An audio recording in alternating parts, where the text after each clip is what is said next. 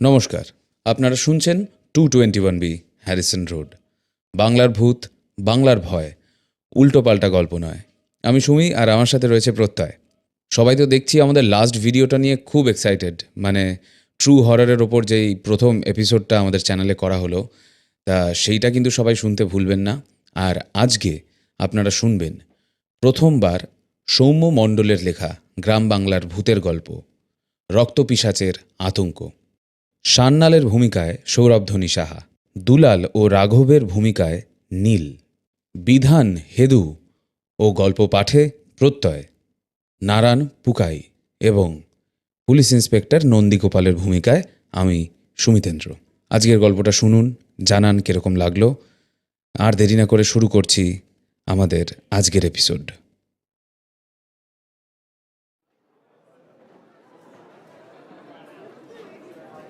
খাসির চর্বি, ডিমের কুসুম আর তেলে ভাজাটা যে একেবারে বাদ দিতে বলেছিলাম, সেটা মনে আছে তো? নাকি এখনও ওগুলোর মায়া ত্যাগ করতে পারেননি? ব্লাড প্রেশার মাপতে মাপতে ডাক্তার নিশীথ সান্যাল প্রশ্নটা করলেন প্রৌঢ় বিধান পালের উদ্দেশ্যে। মানে কি যে বলেন, মায়া ত্যাগ করার কি আর আছে? আপনি যেমনটা বলেছেন তেমনটাই করছি। ইদানিং জাতীয় খাবারও কমিয়ে দিয়েছি, চেষ্টা করছি বেশি বেশি করে শাক সবজি খাওয়ার। কিন্তু আমার স্পিগমোম্যানোমিটার তো সে কথা বলছে না বিধানবাবু। আপনার বিপি তো এখন প্রায় 220 ছুঁই। না, এভাবে চলতে থাকলে আপনার এখানে পাকাপাকিভাবে আসতে আর বেশি দিন নেই। যদি বলেন আগে থাকতে একটা বেড রেডি করে রাখতে বলি। ডাক্তারের এমন ঠান্ডা গলায় কৌতুক মিশ্রিত স্বরে সাবধান বাণী শুনে কি জবাব দেবেন তা বুঝতে পারলেন না বিধান পাল। খাওয়া দাওয়ার নিয়ন্ত্রণের ব্যাপারে তিনি একেবারেই ছেলে মানুষ গোছের, কোনো মতেই লোভ সামলাতে পারেন না। তাই ডাক্তারবাবুর সামনে মিথ্যেটা প্রকাশ হয়ে যাওয়ায় দুবার ঢোক গিলে একটু কাষ্ঠ হাসি হেসে প্রৌঢ় বললেন, এভাবে ভয় দেখাবেন না ডাক্তারবাবু, আমি তো বলছি আমি চেষ্টা করছি। সবচেয়ে প্রিয় খাবারের স্বাদ কি এত সহজে ভোলা যায়? আপনি বলুন। চেষ্টা না চাই, তাহলে আপনার বিপি এতদিনের আগের চেয়ে অনেকটাই কমে আসতো। যাই হোক, আপনার শরীর আপনার ব্যাপার, সমস্যা হলে ভুগবেন আপনি, আর পকেট ভারী হবে আমাদের। এখন আসুন। শেষের কথাগুলো যেন ছাত্র শাসনের ভঙ্গিতে বলে উঠলেন নিশীথবাবু। বিধানপাল কাঁচুমাচু মুখ করে চেয়ার থেকে উঠে প্রস্থান করার পর গ্লাসে পড়ে থাকা অবশিষ্ট আখের রসটুকু গলায় ঢেলে নিশীথবাবু ব্লাড ডোনেশন ক্যাম্পের দিকে যাওয়ার জন্য উঠে পড়লেন।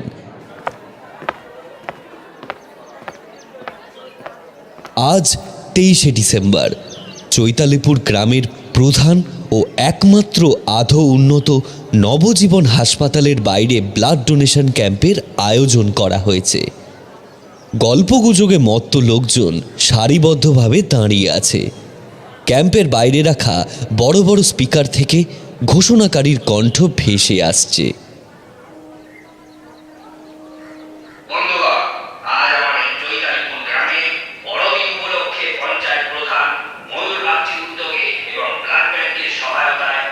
অন্যদিকে যাদের রক্ত ডোনেট করা হয়ে গেছে তারা বেরিয়ে আসছে এক এক করে।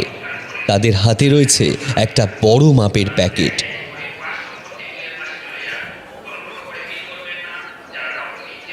আজকের দিনটা চৈতালিপুরের মানুষের কাছে বিশেষ একটা দিন। যার যতই কাজ থাকুক না কেন, আজকের দিনে সবাই সব কিছু ছেড়ে অন্তত একবারের জন্য এখানে আসবেই। ব্লাড ব্যাংক নিয়ে চৈতালিপুর গ্রামের অবশ্য একটা টাটকা ইতিহাস আছে। এই গ্রামে বসবাসকারী মানুষগুলোর মধ্যে অধিকাংশরই ব্লাড গ্রুপ এতটাই বিরল যে সমগ্র পশ্চিমবঙ্গ দূর, গোটা ভারতেও এমন ব্লাড গ্রুপের রক্ত পাওয়া আর সোনার পাথর বাটি পাওয়া সমান। তবে এর কারণ সকলেরই অজানা। বর্তমানে নবজীবন হাসপাতালে প্রায় 6 মাস হল ব্লাড ব্যাংকের উদ্বোধন হয়েছে। তার আগে পর্যন্ত কোনো সাপের কামড় কিংবা ডেলিভারি কিংবা দুর্ঘটনায় জখম রোগীদের জন্য যখন রক্তের প্রয়োজন হতো, তখন একমাত্র ভরসা ছিল 10-15 কিলোমিটার দূরের কোনো প্রতিবেশী গ্রামের স্বাস্থ্যকেন্দ্র। ফলে রক্তের যোগান দেওয়া এবং তা রোগীর ব্লাড গ্রুপের সাথে কতটা সঙ্গতিপূর্ণ তা পরীক্ষা করার আগেই দেহ ছেড়ে চলে যেতে হতো অধিকাংশ রোগীকে। সময় যত পেরোলো ততই এ ধরনের ঘটনা গ্রামবাসীরা ক্ষুব্ধ হতে লাগলো। পঞ্চায়েত প্রধান ও হাসপাতালের চিফ মেডিকেল অফিসারের গাফিলতির ফলেই যে গ্রামের স্বাস্থ্য ব্যবস্থার এই হাল, তার কারোর বুঝতে বাকি রইল না। এমন অবস্থায় একবার ডেলিভারির সময় রক্তের অভাবে মারা পড়ল গ্রামের 16 জন প্রসূতি সহ তাদের সন্তানেরা। ধৈর্যের বাঁধ ভেঙে জ্বলে উঠল সমগ্র চৈতালিপুর। পঞ্চায়েত প্রধানের বাড়িসহ আগুন লাগিয়ে দেওয়া হলো অফিসে। অন্যদিকে ভাঙচুর চালানো হলো হাসপাতালেও। উত্তেজিত জনগণের হাতে মার খেয়ে যখন চিফ মেডিকেল অফিসারের আধমরা অবস্থা, তখন পুলিশ বাহিনী এসে পরিস্থিতি নিয়ন্ত্রণে উদ্যত হলো। সেই ঘটনার পর রাজ্য সরকারের তত্ত্বাবধানে নতুন করে গড়ে তোলা হলো নবজীবন হাসপাতাল এবং হাসপাতাল সংলগ্ন একটা বেশ বড় এলাকা নিয়ে গঠিত হয় রিসার্চ সেন্টার, টেস্ট ল্যাব ও ব্লাড ব্যাংক সেকশন। তবে শুধু ব্লাড ব্যাংক থাকলেই তো আর হবে না, সেখানে পর্যাপ্ত পরিমাণ রক্তও তো সঞ্চিত রাখতে হবে, যেটা গ্রামাঞ্চলে একটু সমস্যার ব্যাপার। তাই নতুন চিফ মেডিকেল অফিসারের অনুরোধে গ্রামের সকলে মিলে রক্তদান শিবিরের আয়োজন করতে শুরু করে। নতুন পঞ্চায়েত প্রধান ও চিফ মেডিকেল অফিসার দুজনেই সৎ, বুদ্ধিমান ও সজ্জন। সম্পূর্ণ সচেতনতার সাথে যথেষ্ট পরিশ্রম করে যতটা সম্ভব হাসপাতালটিকে আধুনিক করে তুলেছেন। যদিও সমস্যার পুরোপুরি সমাধান এখনো হয়নি, তবে যা হয়েছে তা আগের চেয়ে ঢের ভালো।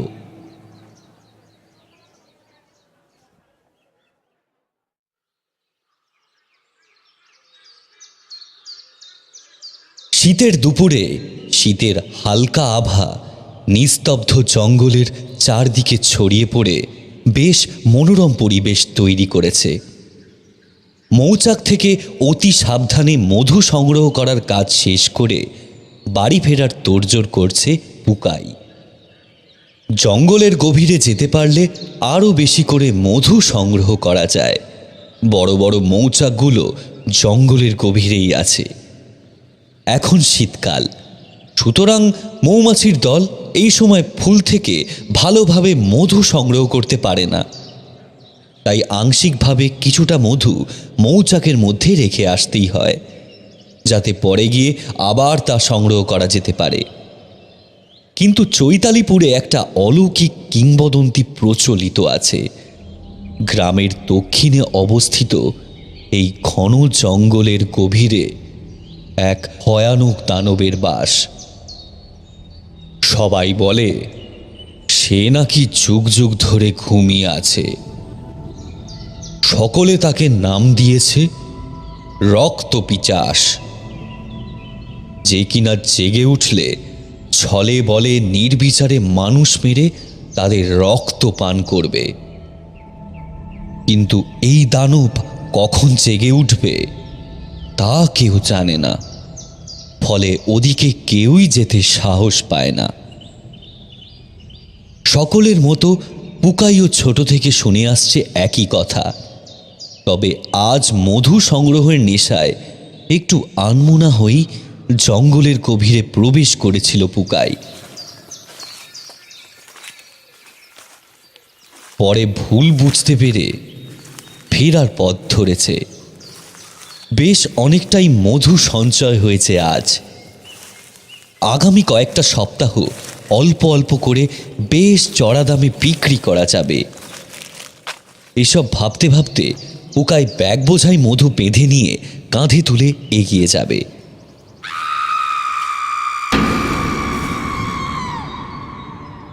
এমন সময় হঠাৎ শুনতে পেল পরিত্রাহী কণ্ঠে চিৎকার। চমকে উঠল পুকাই। নিস্তব্ধ জঙ্গলের সমস্তটা জুড়ে শব্দটা অস্বাভাবিকভাবে প্রতিধ্বনিত হতে লাগলো। চমকে ওঠার সাথে সাথেই পুকাই বুঝতে পারল এ গলার স্বর তার চেনা। এ তো ঝিনুক দিদির গলা। কিন্তু দিদি এখানে কিভাবে? শব্দটা ভেসে এসেছে জঙ্গলের টান দিক থেকে। কৌতূহল নিয়ে সেদিকে এগিয়ে যেতে যেতে পুকাই লক্ষ্য করল জঙ্গলের চারিদিকে হঠাৎ একটা অস্বাভাবিক নীরবতা নেমে এসেছে। মৌমাছি নেই, পাখির ডাক নেই, পাতা নড়ার শব্দ নেই। যেন এক মুহূর্তে গোটা বনটা শ্বাস বন্ধ করে দিয়েছে। ঠিক সেই মুহূর্তেই কোনো শুকনো হাড় বা ডাল ভেঙে যাওয়ার মতো শব্দ পুকাইয়ের ডান দিকের গাছপালাগুলোর মধ্যে থেকে ভেসে এলো। থমকে দাঁড়ালো পুকাই। খুব ধীর, খুব নিস্তেজ একটা ফিসফিসে আওয়াজ ভেসে এলো।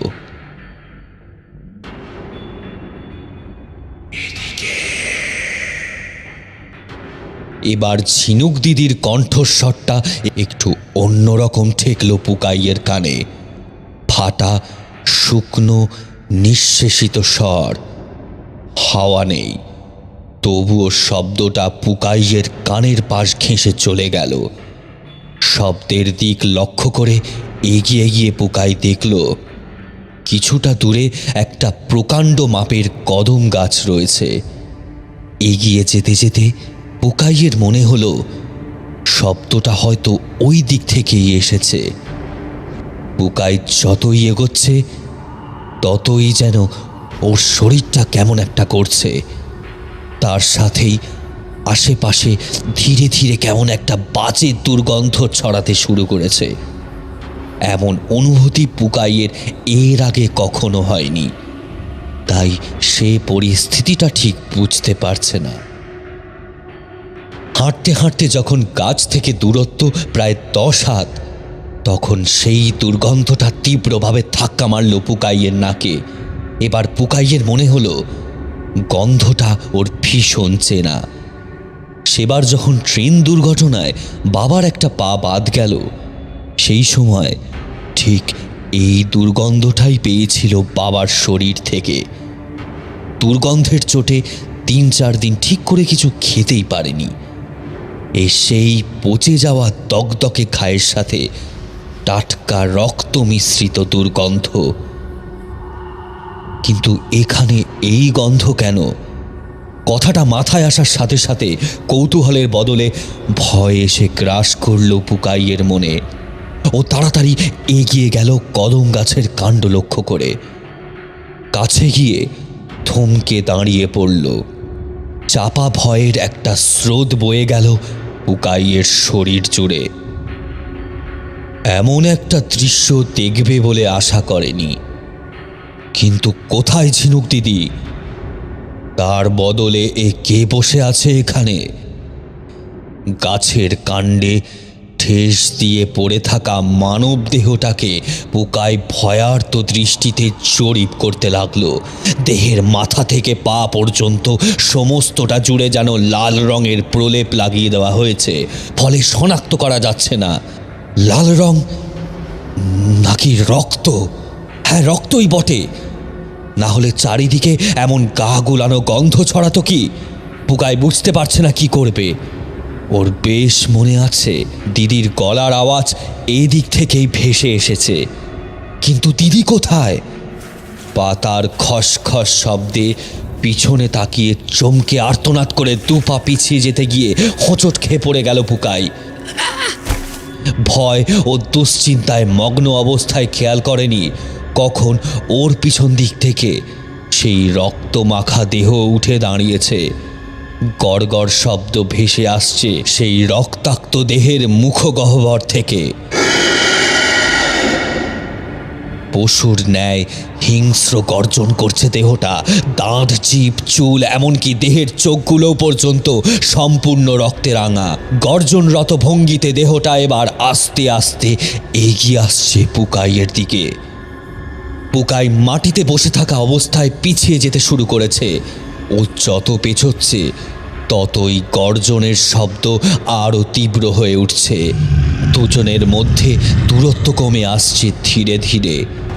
পুকাই এবার কোনো মতে সাহস সঞ্চয় করে উঠে দাঁড়িয়ে দ্রুত বেগে ছুট লাগালো জঙ্গলের বাইরের দিকে লক্ষ্য করে। দ্বিগুণ গতিতে পিছু নিল রক্তাক্ত দেহটি। দৌড়ানোর ভঙ্গি দেখে বোঝাই দেয় যে সে দেহ ছুটছে নাকি উঠছে। সমস্ত কিছু অগ্রাহ্য করে পুকাই এমনভাবে এগিয়ে যাচ্ছে যেন আজই ওর জীবনের শেষ দিন।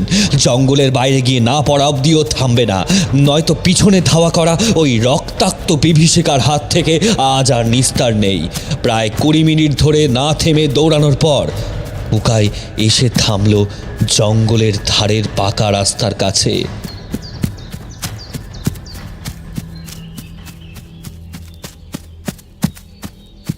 হাঁপাতে হাঁপাতে একবার চারিদিকে চোখ চালিয়ে নিল। না, কেউ কোথাও নেই। পুকাই ভাবল এবার হয়তো বিপদ কেটে গেছে।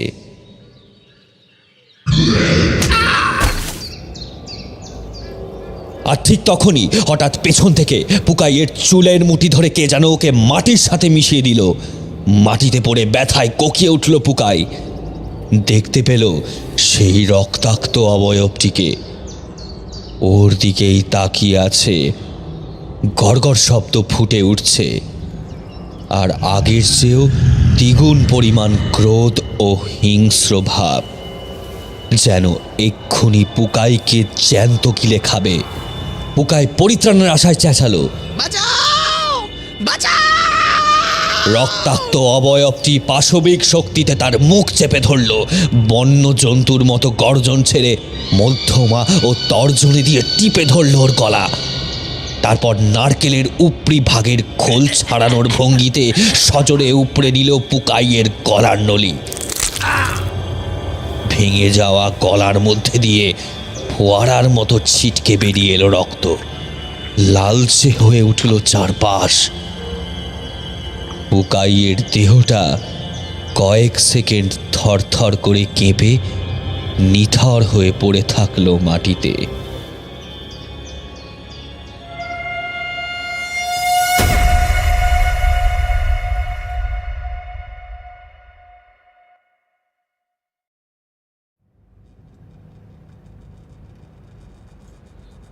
যদি কিছু মনে না করেন তবে আপনার শরীর থেকে খানিকটা রক্ত নিতে পারি? মানধাতা যুগের ডেস্কটপের স্ক্রিনে এক্সেল শিটটা ওপেন করে ব্লাড গ্রুপের স্টকে একবার চোখ বুলিয়ে নিচ্ছিলেন নিশীথবাবু। কথাটা শুনে বেশ অবাক হলেন। এমন অদ্ভুতভাবে রক্ত চাওয়ার অনুরোধ তাকে কোশমিনকালেও কেউ করেনি। প্রশ্নবাচক ভঙ্গিতেই নিশীথবাবু উত্তর দিলেন, সে কি দুলাল, অন্যদিন তো সিগারেট জ্বালানোর জন্য দেশলাই চাও, আজ একেবারে রক্ত? ল্যাব টেকনিশিয়ান যুবক দুলাল চন্দ্র মল্লিক ডাক্তারের কথা শুনে হেসে ফেললেন। বললেন, আসলে খানিকটা এক্সপেরিমেন্ট করছি স্যার, খুব কনফিডেন্সিয়াল, শুধু আপনাকেই বলছি। আপনি তো জানেনই চৈতালিপুরে ব্লাড ব্যাংক নিয়ে আগেও বহুবার সমস্যা হয়েছে। আর তাছাড়া গ্রাম্যগঞ্জে সবসময় ব্লাড গ্রুপের স্টকের ওপর ভরসা করে থাকাটাও তো যায় না, তাই না? তাই অনেক ভেবে কৃত্রিমভাবে রক্তের পরিমাণ বাড়িয়ে রক্ত উৎপাদনের একটা রাস্তা পেয়েছি আর কি। তবে এখনও কোনো সিদ্ধান্তে আসিনি, একটা ক্ষীণ চেষ্টা করতে চাই আর কি। এই এক্সপেরিমেন্টে কিছু বিরল ব্লাড গ্রুপ যেরকম HH, RH, NULL, AB negative কিংবা ধরুন O পজিটিভ ও নেগেটিভ ইত্যাদি, এই ধরনের ব্লাড গ্রুপের ভীষণ প্রয়োজন। তাই যাদের যাদের এই ধরনের ব্লাড গ্রুপ রয়েছে তাদের থেকে বেশি না 5 ml করে রক্ত নিতে হবে আর কি। তারপরে আরও কয়েকটা পরীক্ষা আছে, কিন্তু ক্ষমা করবেন এই মুহূর্তে এর চেয়ে বেশি কিছু বলা আমার পক্ষে সম্ভব নয়। তবে আই প্রমিস আর কটা দিন পরে সবটা আমি খুলে বলবো। আপাতত যদি আপনি 5 ml রক্ত একটু দিতে রাজি হন তাহলে খুব উপকার হয়। কথাগুলো শোনার পর মনের সংশয় ভাবটা চেপে রেখে নিশীথবাবু হাসি মুখে নিজের ডান হাতটা বাড়িয়ে দিলেন দুলাল চন্দ্রের সামনে। দুলাল চন্দ্র রক্ত নিয়ে ধন্যবাদ জানিয়ে চলে যেতে নিশীথবাবু মনে মনে ভাবলেন, এত গোপনীয়তা কিসের? এমন কি এক্সপেরিমেন্ট করছে ব্লাড গ্রুপ নিয়ে? কি জানিস? তারপর মন দিলেন টেবিলে পড়ে থাকা ফাইলটার দিকে। এক্সেল শিটের সাথে ফাইলটা ভালো করে মিলিয়ে নিলেন। সবটা মিলিয়ে দেখার পর মাথা ঘুরে গেল নিশীথবাবুর। তিনি বুঝতে পারলেন একটু আদ্রু নয়, বেশ বড় মাপের গড়মিল রয়েছে দুটো স্টকের মধ্যে। সবচেয়ে বেশি গড়মিল দেখা যাচ্ছে একেবারে বিরল ব্লাড গ্রুপগুলোর স্টকে। অথচ কদিন আগেই রক্তদান শিবির থেকে স্টক সংগ্রহ করা হয়েছে। সমস্যাটা অনুমান করতে আর অসুবিধা হলো না নিশীথবাবুর। তিনি যদি ভুল না হন তবে নিশ্চয়ই কেউ বা কারা সকলের নজর এড়িয়ে এখানে রক্ত পাচারের কাজ শুরু করেছে। এমনটা অনুমান করা তার পক্ষে অস্বাভাবিক কিছু না, কারণ এই জাতীয় অপরাধ আশেপাশের গ্রামেও ঘটতে শুনেছেন নিশীথবাবু। তবে যতক্ষণ না পর্যন্ত কাউকে সন্দেহ হচ্ছে, থানায় ডায়েরি করে লাভ হবে না। তাছাড়া এখন চিফ মেডিকেল অফিসারও উপস্থিত নেই। অতএব প্রাথমিকভাবে নিশীথবাবুকেই সব দিকে নজর রাখতে হচ্ছে। আপাতত লোকাল থানার বড়বাবু নন্দীগোপাল দাসকে এই বিষয়ে জানিয়ে রাখা প্রয়োজন।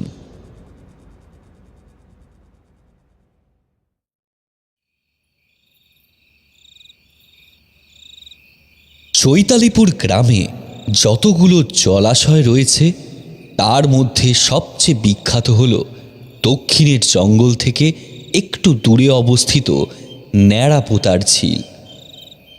দৈর্ঘ্য ৭৮ ফুট ও প্রস্থে ৬৫ ফুট।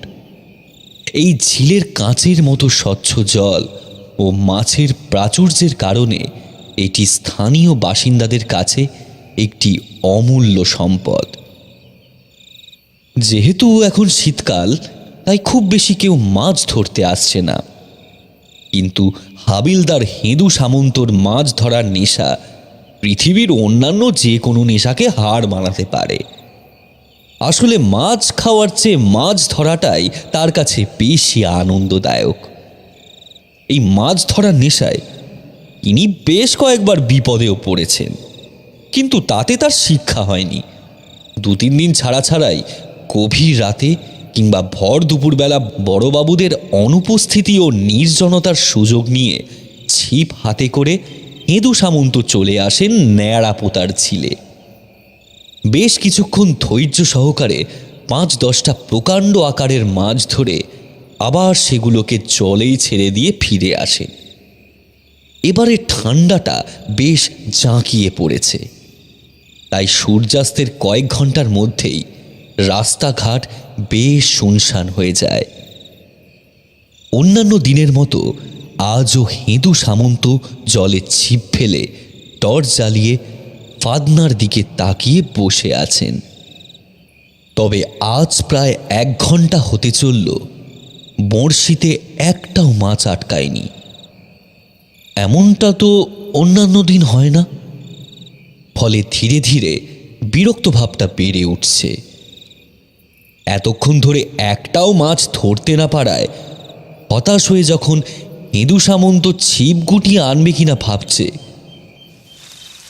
তখনই তার কানে এলো শুকনো পাতার খসখস শব্দ। এতটাই কম সময়ের জন্য শব্দটা শোনা গেল যে হেদু সামন্তের মনে হলো কানে ভুল শুনেছে।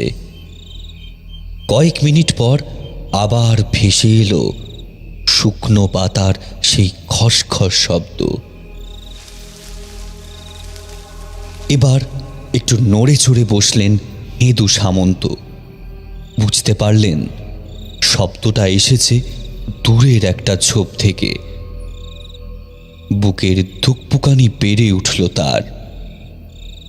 এদিকটায় কুকুর বিড়াল তেমন একটা নেই, তাহলে একটু ভয় পেলেন তিনি।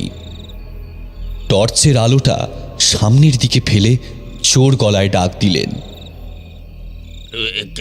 কে রে? কে ওখানে? এখনই বেরিয়ে আয়, হয়তো দোলনাটা চালিয়ে দেবো, দেখবি। ঝোপের মধ্যে মানুষ বা জন্তু জানোয়ার যাই থেকে থাকুক না কেন, সেটা যেন এতক্ষণ ধরে হেদু সামন্তের ডাক দেওয়ার জন্যই অপেক্ষা করছিল। তার কথা শেষ হওয়া মাত্রই লাফ দিয়ে ঝোপ থেকে বেরিয়ে এসে বিদ্যুৎ গতিতে ছুটে গেল হেদু সামন্তের দিকে। তিনি টর্চের আলোয় অবয়বটিকে ঠিক চিনতে পারলেন না। এমনভাবে তার দিকে এগিয়ে আসতে দেখে তোনলা বন্দুকটা হাতে তুলতে যাবেন, তার আগেই অবয়বটি চুলের মুঠি ধরে এক হ্যাচকাটানে হেদু সামন্তের দেহটা সজোরে ঠুকে দিল পাশের কাঁঠাল গাছের মোটা কাণ্ডে। তৎক্ষণাৎ মটমট শব্দে শরীরের কোনো একটা জায়গা থেকে শোনা গেল হাড় ভাঙার শব্দ। কয়েক সেকেন্ড চোখে ঝাপসা দেখার পর মাটিতে থুপ করে পড়ে গেলেন হেদু সামন্ত। অবয়বটি এবার হেদু সামন্তের পা দুটো তুলে ধরে শরীরটাকে ঘষতে ঘষতে নিয়ে চলল দক্ষিণের জঙ্গলের দিকে।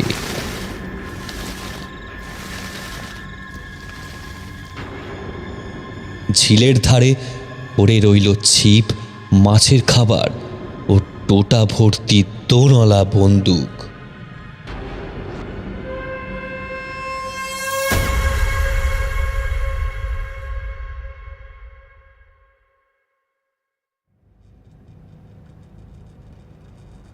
স্যার, স্যার, ও স্যার। খুব মনোযোগ সহকারে খবরের কাগজ পড়ছিল দুলাল চন্দ্র। ওয়ার্ড বয় মাখনের ডাকে ভীষণ চমকে উঠতেই আচমকা হাত থেকে সেটা পড়ে গেল।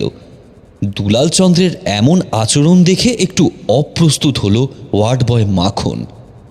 বলল, ভুবন স্যার আপনাকে ডাকছেন, কি একটা জরুরি দরকার। বললেন এক্ষুনি তার কেবিনে যেতে। খবরের কাগজটা মেঝে থেকে তুলে টেবিলে রাখতে রাখতে মাখনের কথার উত্তরে দুলাল চন্দ্র বলল, হ্যাঁ হ্যাঁ হ্যাঁ হ্যাঁ, স্যারকে গিয়ে বল আমি এক্ষুনি যাচ্ছি। মাখন বেরিয়ে যাওয়ার কয়েক মিনিট পর দুলাল চন্দ্র বেরিয়ে গেল ঘর থেকে। তার কয়েক মিনিট পরেই ঘরে প্রবেশ করলেন নিশীথবাবু। দুলাল চন্দ্রের সাথে কি একটা প্রয়োজন ছিল তার। ঘর ফাঁকা দেখে বেরিয়ে যাবেন বলে পা বাড়াতে গিয়েও হঠাৎ দাঁড়িয়ে পড়লেন। তার চোখ চলে গেল দেওয়াল ঠেসা টেবিলের কোণে পড়ে থাকা একটি বইয়ের উপর। নিশীথবাবু বইটার দিকে এমনভাবে তাকালেন যেন এই জায়গাটার সাথে টেবিলের কোণে পড়ে থাকা বইটা সুন্দরবনে মরুভূমির দেখা পাওয়ার মতো বেমানান। নিশীথবাবু ভাবলেন, এই বইটা এখানে কি করছে? এখানে কি আলো বইটা? এমন জায়গায় এই বইয়ের দেখা পাওয়াটা নিশীথবাবুর কাছে এতটাই অপ্রত্যাশিত যে হাজার ভেবেও এর কোনো ব্যাখ্যা খুঁজে পেলেন না তিনি। অথচ বইটার ব্যবহার এখানে কে বা কারা করতে পারে তাও তার ধারণার বাইরে। বইটার সাথে ওনার জীবনের সবচেয়ে ভয়ানক ও মর্মান্তিক একটি ঘটনার স্মৃতি জড়িয়ে আছে, যা তিনি ভুলেও মনে করতে চান না। শেষবার যখন বইটা দেখেছিলেন তখন সেটা পুড়িয়ে ফেলতে চেয়েছিলেন, কিন্তু এখন হাতও ছোঁয়াতে চান না। মনের আবেগগুলোকে সামলে মাথায় সন্দেহ ও প্রশ্নের পাহাড় নিয়ে ঘর থেকে বেরিয়ে গেলেন নিশীথবাবু।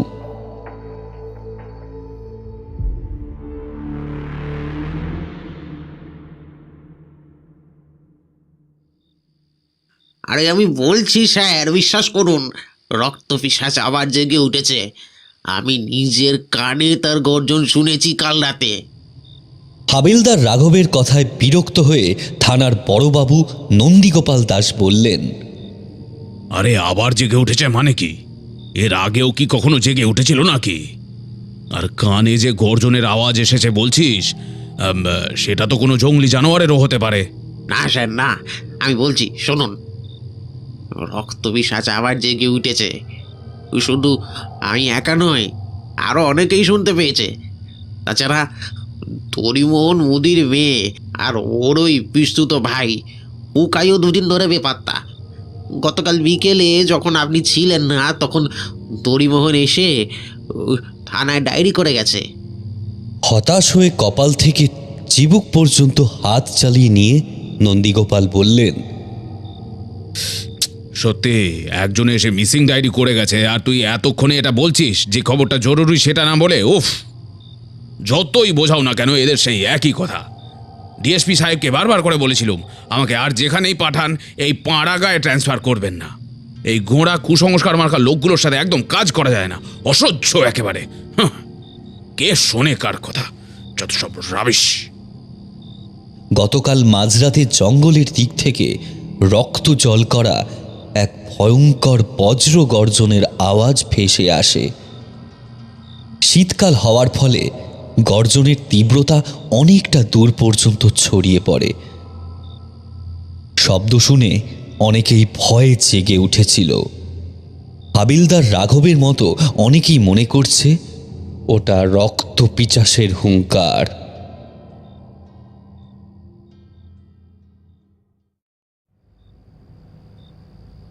চা না কফি, কোনটা বলবো ডাক্তারবাবু?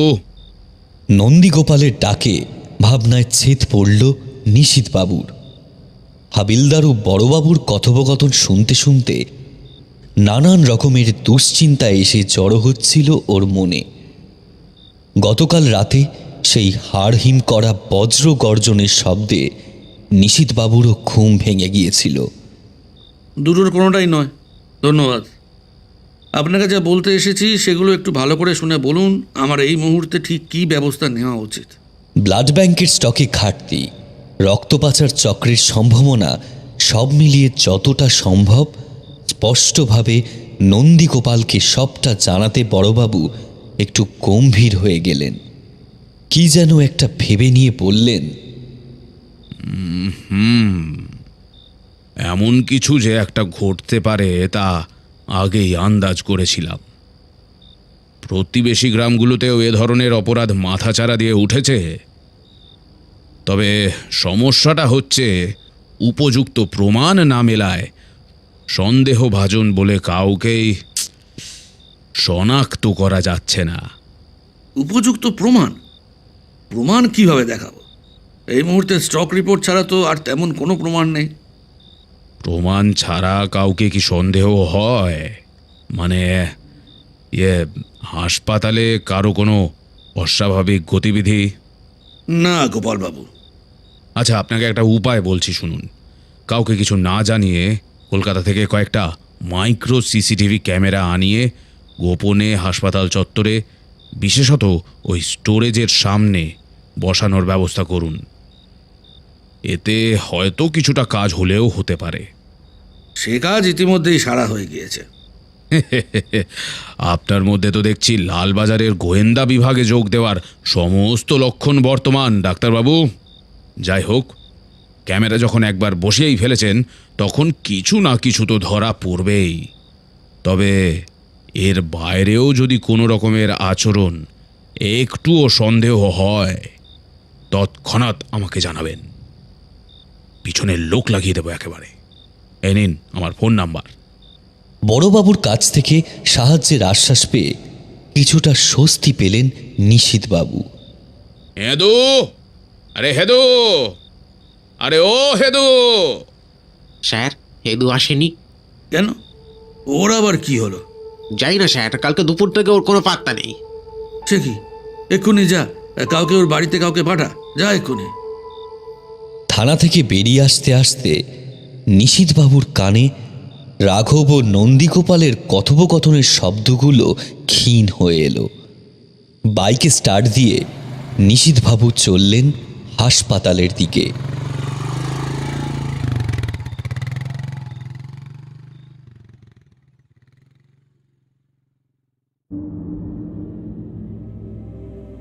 সে রাতের সেই ভয়ানক গর্জনের পরদিন থেকেই রক্তপিশাচের অলৌকিক কিংবদন্তি গ্রামের সকলের মধ্যে যেন ভয়ের আলোড়ন জাগিয়ে তুলেছে। সবাই যেন তটস্থ হয়ে আছে এই ভয়ে যে রক্তপিশাচ কখন কাকে ধরে নিয়ে গিয়ে রক্তপান করে। পাড়ায় পাড়ায় সর্বত্র এই একই বিষয়ে আলোচনা। কেউ বলছে গ্রামের সকলে মারা পড়বে, কেউ বলছে যারা মারা পড়েছে তারা এবার জেগে উঠবে। এ ধরনের নানান গুজব ছড়াতে শুরু করেছে। গ্রামের সবচেয়ে বড় মুদিখানার মালিক দড়িমোহনের মেয়ে ঝিনুক আর তার পিস্তুত ভাই পুকাইয়ের নিখোঁজ হয়ে যাওয়ার ঘটনা সকলকে আরও বেশি দুশ্চিন্তায় ফেলেছে। কয়েকজন ছাড়া প্রায় সকলেই ধরে নিয়েছে যে ওরা দুজন রক্তপিচাসের কবলে পড়েছে। অন্যদিকে হাসপাতালে বসানো নতুন সিসিটিভিতে গত কয়েক সপ্তাহ ধরে কোনো সন্দেহজনক ঘটনা ধরা পড়েনি। নিশীথবাবু রোজ কাজ শেষে বাড়ি ফেরার আগে একবার ভালো করে চোখ বুলিয়ে নেন ডেস্কটপের স্ক্রিনে, কিন্তু অস্বাভাবিক কিছুই চোখে পড়ে না তার। ফলে নিশীথবাবু দিনে দিনে অধৈর্য ও হতাশ হতে শুরু করেন, কারণ তার এই ধারণা বদ্ধমূল ছিল যে সিসিটিভিতে কিছু একটা ধরা পড়বেই। তবে বেশি দিন আর অপেক্ষা করতে হলো না তাকে। আর 5টা দিনের মতো এই দিনও নিশীথবাবু বাড়ি ফেরার আগে ডেস্কটপের স্ক্রিনে একবার চোখ বুলিয়ে নিচ্ছিলেন। হঠাৎই ওকে অবাক করে স্ক্রিনে ফুটে উঠল আদ্যপান্ত কালো চাদরে ঢাকা একটা অবয়বের স্টোরেজে ঢোকার ফুটেজ। অবয়বটি রাত 2টো নাগাদ ভীষণ সন্তর্পণে স্টোরেজে প্রবেশ করে ঠিক 10 মিনিট পর দ্রুত গতিতে স্টোরেজ থেকে বেরিয়ে যায়। হাতে দেখা যায় একটা মাঝারি মাপের ব্যাগ। প্রমাণ হিসেবে এই ফুটেজটাই যথেষ্ট। নন্দীগোপালকে ফুটেজটা দেখানোর পর নন্দীগোপাল উৎসাহ ভরা কণ্ঠে বললেন, আরে এই তো এবার শুরু হবে আসল তদন্ত। খুব ভালো কাজ করেছেন ডাক্তারবাবু, এবার সবটা আমার উপর ছেড়ে দিন, একদম নিশ্চিন্তে ছেড়ে দিন। নিশীথবাবু কাষ্ঠ হেসে বড়বাবুর কথায় সায় দিলেন বটে, কিন্তু মনে মনে তার অন্য একটি পরিকল্পনা রয়েছে। পুলিশ যা করছে করুক, নিশীথবাবু ঠিক করেছেন কোনো রকম সাহায্য ছাড়া একাই এই রহস্যের জবনিকা পতনের চেষ্টা করবেন। ব্যাপারটা ভাবতেই রোমাঞ্চ অনুভব করলেন তিনি। শরীরের লোমকূপগুলো খাড়া হয়ে উঠল।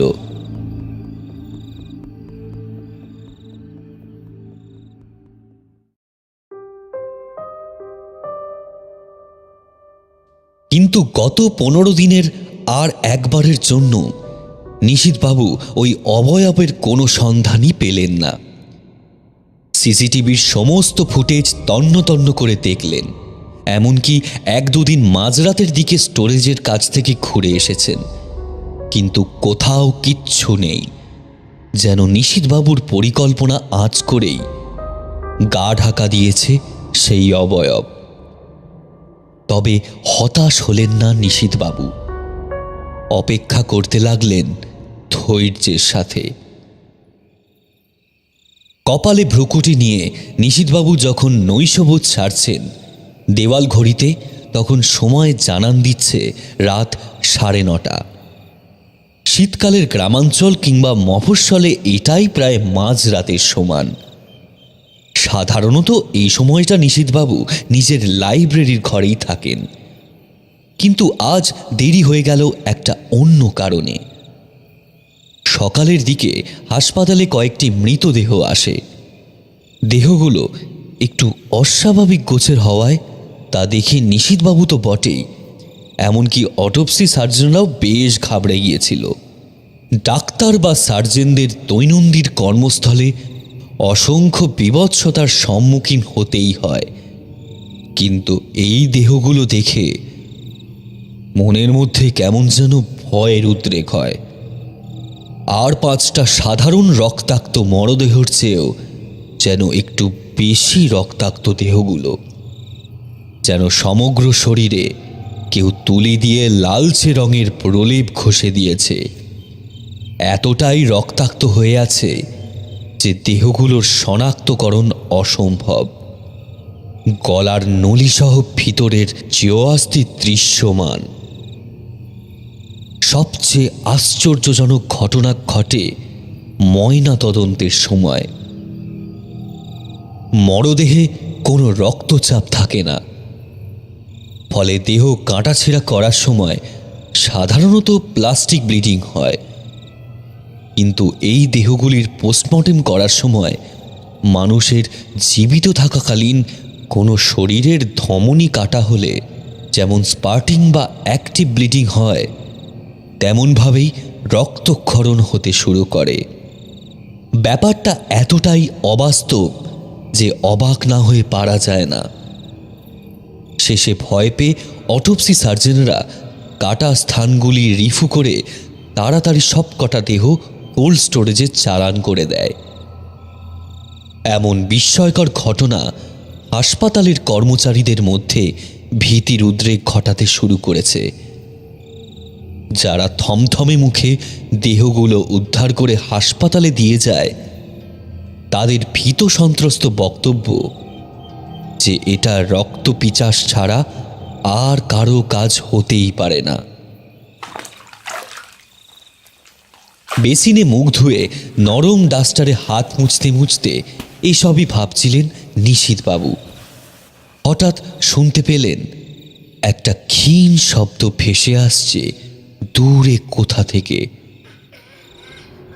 শব্দটা ক্ষীণ হলেও অস্বাভাবিক রকমের।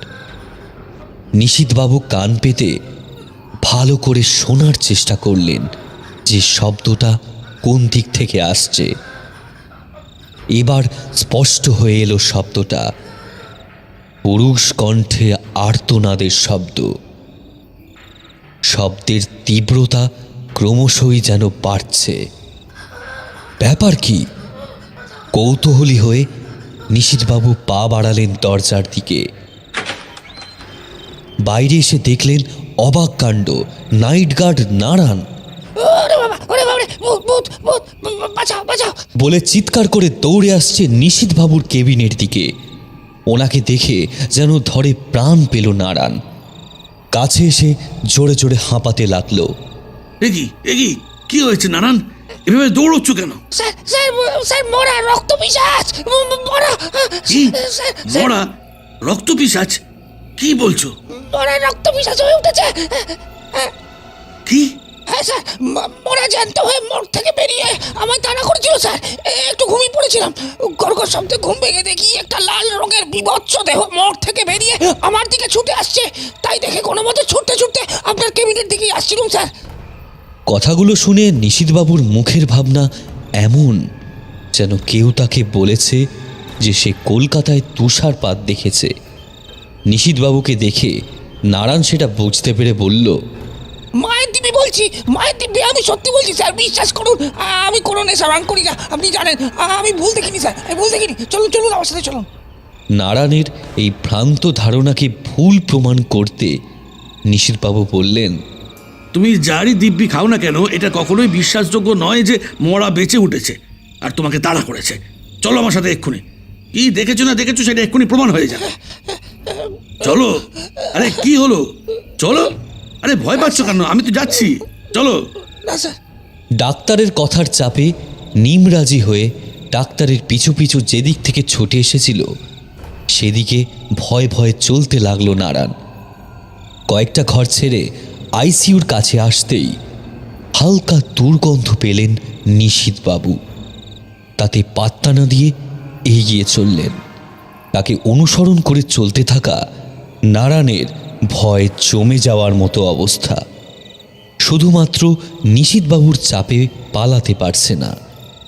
সমগ্র হাসপাতাল চত্বর অস্বাভাবিক রকমের নিস্তব্ধ। কর্মচারীদের একজনকেও দেখা যাচ্ছে না। নিশীথবাবু ভাবলেন, আশ্চর্য, বাকিরা সব গেল কোথায়? ওটি পেরিয়ে গিয়ে কিছু দূর এগিয়ে ডান দিকে ঘুরতেই থমকে দাঁড়িয়ে গেলেন নিশীথবাবু। যা দেখলেন তা মেনে নিতে যথেষ্ট বেগ পেতে হচ্ছে ওনাকে। সামনের মেঝেতে ফুটে ওঠা দুটো রক্তমাখা পায়ের ছাপ বলে দিচ্ছে নারায়ণ মিথ্যে কথা বলেনি। পায়ের ছাপ দুটো মর্গের দিক থেকে করিডোর পেরিয়ে চলে গেছে মেইন গেটের দিকে। ক্ষতস্থান পিষে ওঠার মতো দুর্গন্ধ ছড়িয়ে আছে চারিদিকে। নিশীথবাবু বাকরুদ্ধ হয়ে দাঁড়িয়ে আছেন, যেন কথা বলতে ভুলে গেছেন। 15 বছরের ডাক্তারি জীবনে দ্বিতীয়বার কোনো ব্যাখ্যাহীন অবাস্তব ঘটনার চাক্ষুষ করছেন তিনি। অন্য কোনো সাধারণ ঘটনা ঘটলে হয়তো নিশীথবাবু পুরো হাসপাতালটা একবার ঘুরে দেখতেন, কিন্তু এই মুহূর্তে ওর অবচেতন ওকে সামনে এগোতে বাধা দিচ্ছে, যেন বলছে সামনে গেলে আর ফিরে আসার কোনো রাস্তা থাকবে না। এই চলে ভোলানাথ। নারায়ণের কথা নিশীথবাবুর কান পর্যন্ত পৌঁছচ্ছে না। সত্যি বলছি নু স্যার। তিনি বুঝে উঠতে পারছেন না এ কিভাবে সম্ভব। কোনো মতে স্নায়ুগুলোকে নিয়ন্ত্রণে এনে তিনি নারায়ণকে বললেন, আজকে রাতটা আমার কেবিনে কাটাও, কাল দেখছি কি ব্যবস্থা নেওয়া যায়। আর হ্যাঁ, এই বিষয়টা যেন আমাদের মধ্যেই থাকে। একই গ্রামের সবাই ভয় পেয়ে আছে, আমি চাই না মানুষের মধ্যে শুধু শুধু আরো আতঙ্ক ছড়াক। ব্লাড ব্যাংকের স্টকে অস্বাভাবিক রকমের ঘাটতি, রক্ত পাচার চক্রের আশঙ্কা, টেবিলে দেখতে পাওয়া অভিশপ্ত বই, মরদেহ থেকে অক্টিভ ব্লিডিং এবং সিসিটিভিতে ধরা পড়া সন্দেহজনক অবয়ব, বিষাক্ত তীরের মতো একটার পর একটা খটকা এসে বিঁধেছে নিশীথবাবুর মনে। আজ ওই রক্তাক্ত পায়ের ছাপগুলো দেখে এতদিন ধরে বিক্ষিপ্তভাবে ঘটে যাওয়া এই ঘটনাগুলোর কারণ নিশীথবাবু হয়তো কিছুটা আন্দাজ করতে পারছেন। সুদূর অতীতে ঘটে যাওয়া এক মর্মান্তিক ঘটনার স্মৃতি মাথাচাড়া দিয়ে উঠছে বারংবার। শীঘ্রই খুব খারাপ কিছু একটা ঘটার আশঙ্কা নিশীথবাবুর মনকে সম্মোহিত করছে। সৃষ্টির আদিমকাল থেকে নিয়ে আজ পর্যন্ত যুগে যুগে মানুষ সাক্ষী হয়েছে নানান প্রকার বর্বরোচিত নৃশংসতার। সময় বদলেছে, তার সাথে সাথে বদলেছে পাশবিকতার নিষ্ঠুরতা ও কর্তৃত্ব দখলের ধরন। শাস্তি বা কর্মফলও ভোগ করেছে সকলে, কিন্তু সামাজিক অসঙ্গতির কারণে জন্ম নেওয়া কুচকুচে কালো পাপের মতো বিষাক্ত মানসিকতাগুলোকে সমূলে উৎপাটিত করতে মানুষ আজও অক্ষম। হয়তো এমনই এক বিকৃত বর্বরোচিত মানসিকতার শিকার দ্বিতীয়বারের জন্য হতে চলেছে চৈতালিপুর গ্রামে। কেন? এর কারণ ক্রমশ প্রকাশ্য।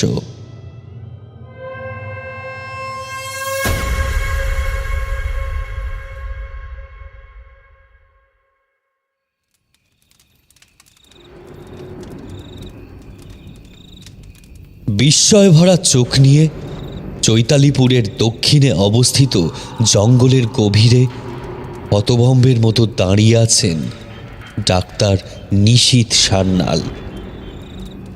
যা তিনি দেখতে পাচ্ছেন তাতে তার মনে হচ্ছে কেউ হয়তো সময় চক্রকে পিছিয়ে দিয়ে তাকে নিয়ে এনে ফেলেছে 20 বছর আগের এক ভয়ানক অতীতের মাঝে। হিমেল রাত্রির শব্দহীনতার গলায় পা দিয়ে কঠিন কণ্ঠে উচ্চারিত প্রাচীন সুমেরীয় ভাষার শব্দ কানে আসছে নিশীথবাবুর। রন্ধ্রে রন্ধ্রে খেলা করছে অবিশ্বাস যে এই কঠিন কণ্ঠের অধিকারী তাকে দেখে নিশীথবাবু ভাবতেও পারছেন না যে এত কিছুর মূলে রয়েছে কারো সাথে পাছে না থাকা এই ব্যক্তিটি, যাকে তিনি চেনেন ল্যাব টেকনিশিয়ান দুলাল চন্দ্র মল্লিক নামে। ডান হাতে ধরা পাউচটা থেকে কালচে রঙের তরল একটা মোটা কাঠযুক্ত গাছের গোড়ায় ঢালতে ঢালতে বাঁ হাতে সেই অভিশপ্ত বইটা নিয়ে সুমেরীয় ভাষায় শব্দগুলো ক্রমাগত আওড়ে চলেছে সে। তার পাশেই ক্যাম্পফায়ারের মতো চলতে থাকা হলদে আলোর বিচ্ছুরণ পরিবেশের ভয়াবহতাকে সঙ্গ দিচ্ছে। নিশীথবাবু বুঝতে পারছেন আর কিছুক্ষণ পরেই ঘটতে চলেছে একটা ভয়ানক ব্যাপার, যা তিনি কস্মিনকালেও ঘটতে দিতে চান না। ঘটনার আকস্মিকতা প্রথমটায় তাকে কাবু করলেও এখন তিনি স্বমহিমায় ফিরে এসেছেন। এবার আগে পিছু না ভেবে নিশীথবাবু দৌড়ে গেলেন দুলালচন্দ্রের দিকে। দুলালচন্দ্র মগ্ন চৈতন্যে কিছুই আঁচ করতে পারেনি, ফলে নিশীথবাবুর সজোরে হানা এক ঘষির আঘাতে আর্তনাদ করে পড়ে গেল মাটিতে। দুপাশে ছিটকে পড়ল বই ও রক্তের পাউচ।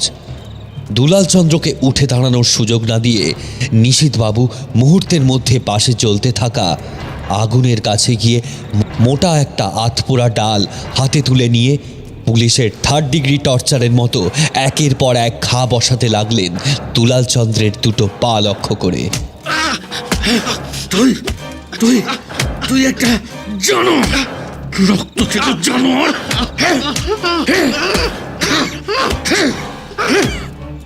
জানোয়ার একটা।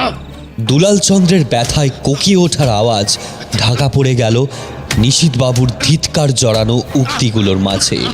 সজোরে প্রহার করে চলেছেন তিনি, শরীরে যেন মহাকাল ভর করেছে তার। দুলালচন্দ্রকে মেরে না ফেলা অবধি শান্ত হবে না তার প্রহার। এমন ভয়ঙ্কর অবস্থার মাঝে হঠাৎ কে যেন পিছন থেকে বলিষ্ঠ হাতে চাপটে ধরল নিশীথবাবুকে। বাধা পেয়ে দ্বিগুণ ক্রোধে ছটফট করতে লাগলেন তিনি। ডাক্তারবাবু থামুন, আরে মেরে ফেলবেন নাকি? আরে আরে ডাক্তারবাবু থামুন, ডাক্তারবাবু আইনটাকে নিজের হাতে তুলে নেবেন না। ওফ, ছাড়ুন বলছে। কোনো কথাই যেন কানে ঢুকছে না।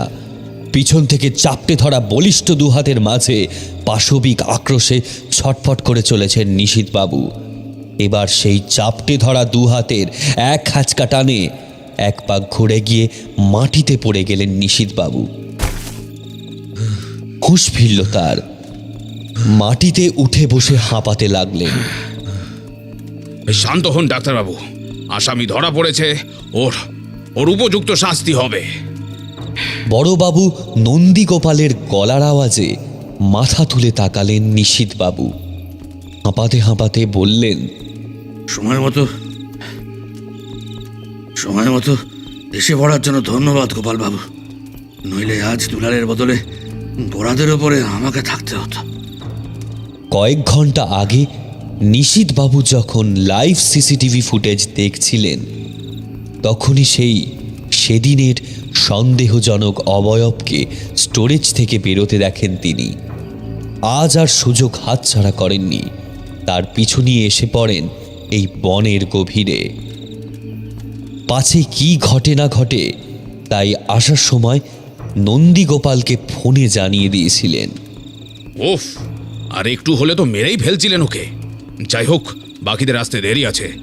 ততক্ষণ আপনি যতটুকু যা জানতে বা বুঝতে পেরেছেন ততটুকুনি বলুন। দুলালের নাড়ি পরীক্ষা করে উঠে দাঁড়িয়ে একটা সিগারেট ধরিয়ে নিশীথবাবুর সামনে এসে বসে কথাগুলো বললেন নন্দীগোপাল। এখন কিছুটা শান্ত হয়েছেন নিশীথবাবু।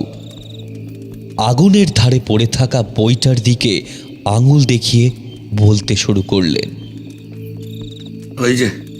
ওই বইটা, সমস্যা শুরু হয়েছে ওই অভিশপ্ত বইটা থেকে। বইটা প্রাচীন সুমেরীয় ভাষায় লেখা। পৃথিবীর সবচেয়ে কুখ্যাত কালো জাদু সংক্রান্ত আচার ক্রিয়াগুলোর মধ্যে অন্যতম হল দিঙ্গির দামু, অর্থাৎ রক্তের দেবতার আহ্বান। যাকে এই গ্রামের লোকেরা রক্ত পিচাস নামের কিংবদন্তি বলে জানে। দুলাল আমাকে বলেছিল ও কৃত্রিমভাবে রক্ত উৎপাদনের বিষয়ে একটা এক্সপেরিমেন্ট করছে। তখনও বুঝতে পারিনি ওর আসল উদ্দেশ্য। স্টক চেক করে যখন প্রথম রক্ত পাচার চক্রের আশঙ্কা হয়, তখনও ভাবতে পারিনি এর পিছনে দুলাল কিংবা ওই বইটার হাত থাকতে পারে। সুমেরীয় সভ্যতায় কিভাবে রক্তের দেবতাকে আহ্বান করা হতো তার পুঙ্খানুপুঙ্খ বিবরণ রয়েছে বইটাতে।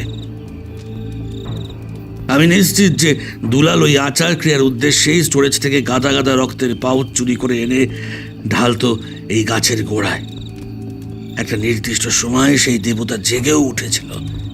তবে রক্তের দেবতাকে শুধু জাগালেই হয় না, বিপুল পরিমাণ বিরল প্রজাতির রক্তের সাথে প্রয়োজন হয় একটি বলিষ্ঠ মৃতদেহের, যার ভিতর আশ্রয় নেবে দেঙ্গির দামু।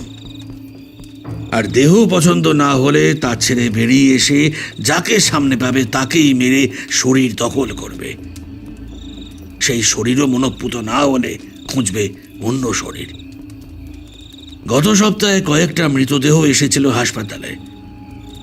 দেখে সন্দেহ হয়েছিল মৃতদেহগুলোর মধ্যে কিছু একটা অসঙ্গতি আছে। এখন বুঝতে পারছি ওগুলোর সব কটাই রক্তের দেবতার বর্জিত দেহ। গ্রামের অনেকেই গভীর রাতে সেই যে গর্জন শুনেছিল তার কারণ ছিল দেঙ্গির দামুর ক্রোধান্বিত হুঙ্কার। পছন্দসই দেহ না পেয়ে অসন্তুষ্ট হয়ে সে আবার ফিরে গিয়েছিল নিজ স্থানে। খুব সম্ভবত আজ তাকে দ্বিতীয়বারের জন্য আহ্বান জানাতে এসেছিল দুলাল। বইটা শেষবার দেখেছিলাম আমার কাকুর হাতে। কাকু সবসময় বলতো রক্তের দেবতাকে সন্তুষ্ট করে পৃথিবী জয় করবে। কাকুর এই রক্তের দেবতাকে আহ্বানের নেশায় শেষ হয়ে গিয়েছিল আমাদের গোটা পরিবার। তখন ছোট ছিলাম, বাবা মাকে ওই অপবিত্র সত্তার হাত থেকে বাঁচাতে পারেনি। তবে আজ পেরেছি সমগ্র চৈতালিপুরকে রক্ত পিচাসের হাত থেকে বাঁচাতে। কিন্তু দুলাল একজন ল্যাব টেকনিশিয়ান হয়ে কিভাবে এমন কাজ করতে পারলো তা এখনো বুঝতে পারছি না। এক নাগারে কথাগুলো বলে থামলেন নিশীথবাবু। মন দিয়ে কথাগুলো শোনার পর বক্তব্য শেষ হয়েছে বুঝতে পেরে উঠে গিয়ে আগুনের পাশে পড়ে থাকা বইটা তুলে নিয়ে এলেন নন্দীগোপাল। নিশীথবাবুর সামনে এসে বসলেন। বইটাতে হাত বোলাতে বোলাতে আনমনে বলে উঠলেন, এই বইটার সুমেরীয় নাম আপনি কি করেন? কথা সম্পূর্ণ করার সুযোগ না দিয়ে মুহূর্তের মধ্যে নিশীথবাবুর নাক লক্ষ্য করে প্রবল বেগে সপাটে একটা ঘুষি মারলেন নন্দীগোপাল। কয়েক সেকেন্ডের মধ্যে জ্ঞান হারালেন নিশীথবাবু। মুখের ভাব সম্পূর্ণভাবে বদলে গেছে নন্দীগোপালের। চোখে কৌতূহলের বদলে ফুটে উঠেছে নিখড়ে বাঘের মতো হিংস্র ভাব। জমে থাকা আক্রোশে ডান পাটা তুলে মোটা কালো শক্ত বুটজুতোর তলা দিয়ে সজোরে একটা লাথি মারলেন নিশীথবাবুর মুখমণ্ডলে এবং মারতেই থাকলেন যতক্ষণ না পর্যন্ত মুখটা থেতলে গিয়ে মিশে গেল মাটিতে। তারপর সেই থ্যাতলানো মুখের উদ্দেশ্যে বললেন, শালা কুত্তার বাচ্চা, অনেক কিছু জেনে গিয়েছিল। আর কথাগুলো বলে এবার মুখ ফেরালেন দুলাল চন্দ্রের অচৈতন্য দেহটার দিকে। এগিয়ে গেলেন সেদিকে। ঘেন্না ভরা চোখে সেদিকে তাকিয়ে কোমর থেকে পিস্তলটা বের করে চালিয়ে দিলেন দুলালের কপাল লক্ষ্য করে।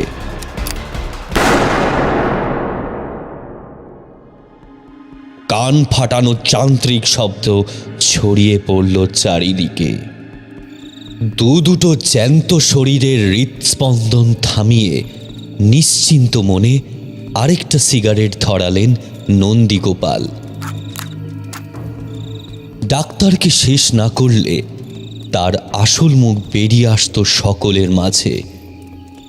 আর দুলালটা বেজায় বোকা, কোনো কাজ ঠিক করে করতেই পারে না। ওর জন্যই তো সবটা ফাঁস হয়ে যাচ্ছিল। তবে এখন আর কোনো চিন্তা নেই। এখন নিশ্চিন্তে অতিরিক্ত সতর্কতার সাথে আবার আহ্বান জানাতে হবে ডিঙ্গির দামুর। কথাগুলো ভাবতে ভাবতে বাইকে চড়ে বসলেন নন্দীগোপাল। চাবি ঘুরিয়ে স্টার্ট দিলেন। ঠিক তখনই অমানুষিক ধাক্কায় বাইক থেকে ছিটকে পড়ে গেলেন মাটিতে। মাথায় ঝাঁকুনি নিয়ে উঠে বসতেই সামনে তাকিয়ে রক্ত হিম হয়ে গেল তার। সামনে দাঁড়িয়ে আছে লালচে রঙের একটি দানবীয় অবয়ব। গড়গড় চ্যান্তব শব্দ নির্গত হচ্ছে তার গলা থেকে। গর্জনের ভেতর কেমন যেন দুলালের ভাঙা নিঃশ্বাসের শব্দ। কিন্তু এখন ওকে আর চেনার উপায় নেই। সমগ্র দেহ রক্তরাঙা, হাত পা নখ চুল চোখ দাঁত, শরীরের প্রতিটি অংশে যেন গাঢ় লাল রঙের প্রলেপ লাগিয়ে দিয়েছে কেউ। নন্দীগোপাল বুঝলেন ওই আচার ক্রিয়া সম্পন্ন হয়েছিল নিশীথবাবুর বাধা দেওয়ার আগেই। তারই ফলস্বরূপ রক্তের দেবতা এসে দুলালের মরদেহর দখল নিয়েছে। এখন খুঁজছে তার পছন্দসই বলিষ্ঠ একটা শরীর। ব্যাপারটা ভাবতেই মৃত্যু ভয় এসে গ্রাস করল নন্দীগোপালের মনে। উঠে দাঁড়িয়ে পালানোর চেষ্টা করতেই রক্তাক্ত অবয়বটি চুলের মুঠি ধরে এক হাঁচকা টানে আবার মাটিতে ফেলে দিল নন্দীগোপালকে। জান্তব কণ্ঠে গড়গড় শব্দে ডান হাতটা নিয়ে এলো নন্দীগোপালের গলার কাছে। তারপর মুখের সামনে নিজের মুখটা নামিয়ে নিয়ে সুমেরীয় ভাষায় অস্পষ্টভাবে বলল,